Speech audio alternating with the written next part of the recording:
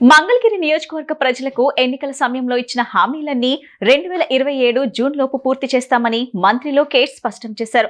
మంగళగిరి శ్రీ లక్ష్మీ నరసింహస్వామి కాలనీలో 1,50,00,000తో నిర్మించిన పార్కును మంత్రి ప్రారంభించారు. ప్రజలతో కలిసి పార్కులో వాకింగ్ చేసి పిల్లలను ఉయ్యాల ఊపి స్థానికులతో ముచ్చటించారు.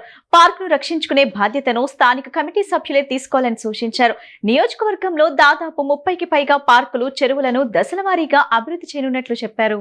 మంగళగిరి ఎస్ఎల్ఎన్ కాలనీలో అభివృద్ధి చేసిన శ్రీ లక్ష్మీ నరసింహస్వామి పార్క్ ను రాష్ట్ర ఐటీ పురపాలక శాఖ మంత్రి నారా లోకేష్ ఘనంగా ప్రారంభించారు. మొత్తం 0.35 ఎకరాల్లో విస్తరించి ఉన్న ఈ పార్క్ ను సుమారు 1.6 కోట్ల వ్యయంతో తీర్చిదిద్దినట్టు ఆయన తెలిపారు. ఈ సందర్భంగా మంత్రి నారా లోకేష్ మాట్లాడుతూ మంగళగిరి నియోజకవర్గాన్ని హరితవనంగా మార్చే దిశగా కృషి చేస్తున్నామన్నారు. ఇప్పటి వరకు 30కి పైగా పార్కులు, చెరువులను దశల వారీగా అభివృద్ధి చేశామని, త్వరలో మంగళగిరిలోని టిట్కో పార్క్ ను 9 కోట్లతో అభివృద్ధి చేయాలని నిర్ణయించామని తెలిపారు.